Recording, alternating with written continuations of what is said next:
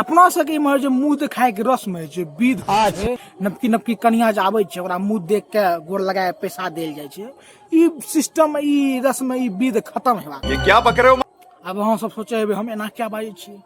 हमर पड़ोस में काल्हि एलै नवकी कनिया, बुझलिए ने, ओकरा गेलिए हम देखै ले। 500 टका दे देलिए, मोने मन कहिए एकरा 500 टका देना चाहिए हमरा।